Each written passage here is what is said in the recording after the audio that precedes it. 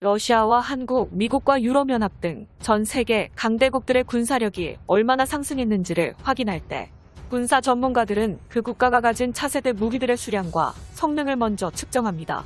물론 병력의 숫자도 어느 정도 중요하지만 2021년 현재 현대전에서는 차세대 무기 체계로 전략과 전술을 완전히 뒤바꿔버리기 때문에 차세대 신무기 개발만이 우리나라의 군사력 상승의 핵심이 될 수밖에 없는데요.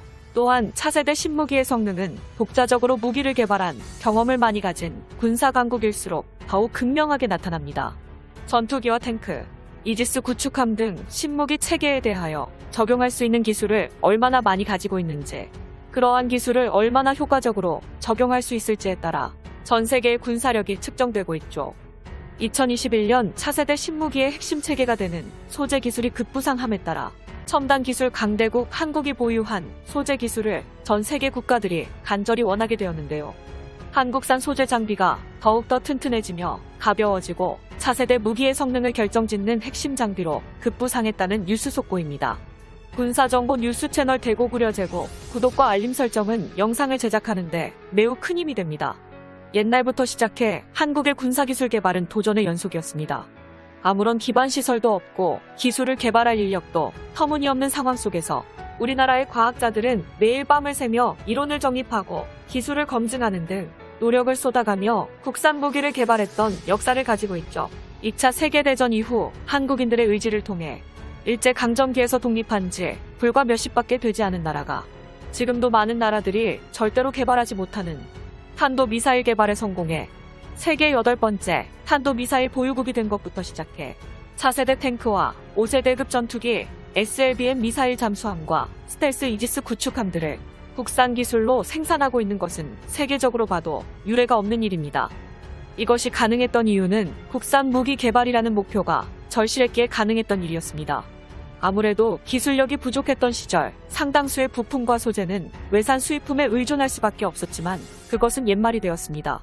세계 10위권의 GDP 경제력 가진 강대국 대한민국의 소재 개발이 이뤄지고 기술이 발전하면서 국산 무기에 탑재되는 부품의 국산화율은 점차 높아져 갔는데요. 최근 국방과학연구소가 발표한 내용에 따르면 기존 장갑판의 기술력을 뛰어넘는 초고강도 장갑판의 자체 개발을 세계 최초로 성공했다는 사실을 밝혔습니다. 여기서 주목할 점은 기존 장갑판의 소재로 쓰이던 미국산 베이나이트 강철판보다 방어력과 탄성이 뛰어나면서도 열 처리 시간을 100배로 단축했다는 점인데요. 이로 인해 생산 속도가 월등히 빨라진 것인데요. 이렇듯 차세대 신무기에 탑재할 새로운 소재 개발과 함께 국내 생산을 통해 외화 유출을 막고 뛰어난 생산성과 성능으로 대한민국군 전력 향상에 크게 이바지할 것으로 기대됩니다. 또한 해당 보도 과정에서 초고강도 장갑판의 성능 시험을 인도의 K9 자주포의 공장에서 여러 차례 진행했다는 사실이 추가적으로 밝혀졌는데요.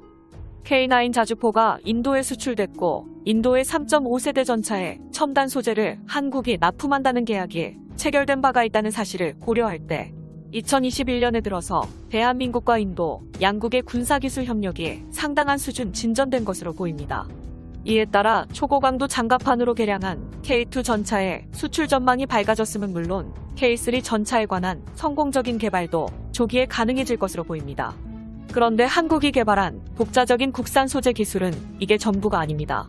이제 한국은 첨단 반도체 기술만 세계 최고 수준으로 보유한 것이 아니라 초격차 수준의 기술적 격차를 이룩해 다른 나라에서는 꿈도 꾸지 못하는 군사무기 소재 기술도 최정상급으로 도약하고 있습니다. 보통 첨단 무기에 쓰이는 첨단 소재들은 그 세대에서 가장 최고 수준의 기술을 투입해 만들어지는데요. KF-21 전투기를 보듯 매우 정밀한 시설과 장비를 필요로 하며 인력 역시 세계 최고 수준의 인재들이 투입되어야 비로소 만들어집니다. 이 때문에 아무리 막대한 자본을 들여 좋은 설비를 갖춘다 한들 창의적인 아이디어와 현상을 이해할 수 있는 날카로운 통찰이 없다면 무기에 사용할 신소재 개발은 불가능에 가깝습니다. 한마디로 열정적이고 천재적인 인재들이 오랜 시간을 들여야 겨우 개발할 수 있다는 것이죠. 그리고 21세기에 접어들면서 한국인들의 오랜 노력으로 주목할 만한 성과를 거두기 시작했습니다. 예산 투자와 한국의 뛰어난 연구진들의 끝없는 노력에 힘입어 스텔스 도료부터 여러 종류의 메타물질과 신소재 등 정말 각기 다른 분야에서 새로운 무기 소재들이 쏟아져 나오기 시작했는데요. 우선 KF-21 전투기가 2026년에 개발 완료됨에 따라 가장 필요한 건 스텔스 도료입니다. 다행히도 한국은 이미 스텔스 도료를 보유하는 데 성공했으며 상위권을 달리고 있죠. 한국산 스텔스 도료는 1999년부터 시작된 오래된 사업입니다. 당시 우리 군 관계자들은 스텔스 도료가 꼭 스텔스 형상의 전투기가 아니어도 육군과 해군 그리고 공군 등 무기의 성능을 향상할 수 있고 스텔스 기술의 기본이었기에 높은 수준의 차세대 무기를 개발하기 위해서는 반드시 확보해야 하는 기술로 파악했습니다. 당연히 이를 개발하기 위한 범국가적인 개발 사업이 진행되는데 적합한 업체를 선정하고 스텔스 도료를 본격적으로 개발했는데요.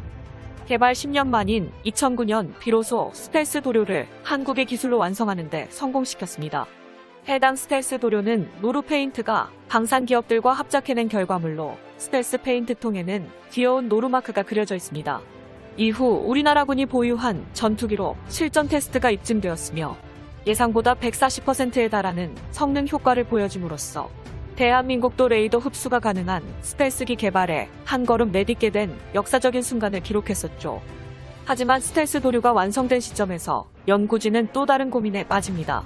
미국에서 갑자기 스텔스 도료를 사용하는 전투기에 막대한 비용을 문제 삼아 F-22 랩터를 퇴역시키기 시작했기 때문이었죠.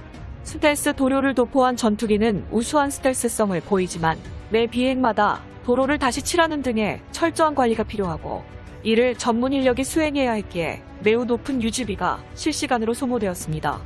이 소식을 전해들은 한국의 연구진들은 더욱더 나은 스텔스 기술을 개발하기 위해 플라즈마 스텔스 연구와 메타물질 연구를 병행했으며 한국산 신무기 소재에 관한 연구 성과를 조금씩 거두기 시작했습니다. 신무기 소재 기술을 이용하면 KF-21 전투기를 공격하는 레이더파를 무력화시켜 적군의 전투기에 탑재된 레이더파를 먹통으로 만들어버리는 스텔스 필름을 개발하는 게 충분히 가능해집니다. 플라스틱 필름에 메타물질을 접착해 스텔스 도료를 대체할 수 있는 스텔스 필름을 만드는 연구가 진행되고 있습니다.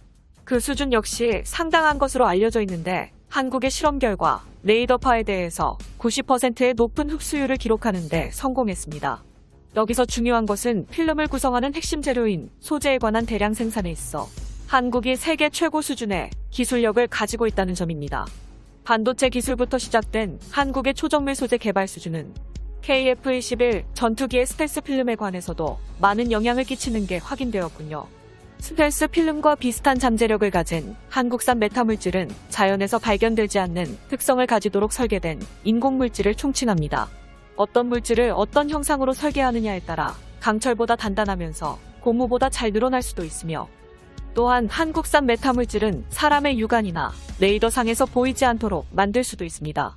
현재 대한민국은 투명 메타물질 소나의 음파를 흡수시켜 수중 음파를 투과시키는 신무기 기술 체계를 확보한 상태이며 이러한 기술력을 가지고 도산 안창호함과 안무함 등 3,000톤급 잠수함에 스텔스 메타물질을 장착시켜 동해와 독도를 수호할 예정입니다. 강대국 한국은 현재 전 세계가 절대 불가능하다고 여기던 경제 통계치를 뛰어넘어 연구진들의 예산 투입에 많은 도움을 줄 수 있게 되었는데요.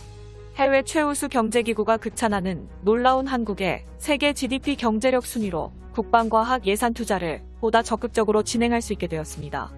월드뱅크에 따르면 한국의 세계 GDP 경제 순위에 경제 규모가 2022년에 세계 9위권에 진입할 것이라는 예측과 동시에 국방 예산은 2024년까지 58조 원을 넘어 60조 원을 달성할 것으로 예상되는데요. 쇠퇴하는 일본과 10조 이상의 차이를 벌려 초격차를 유지하게 됩니다.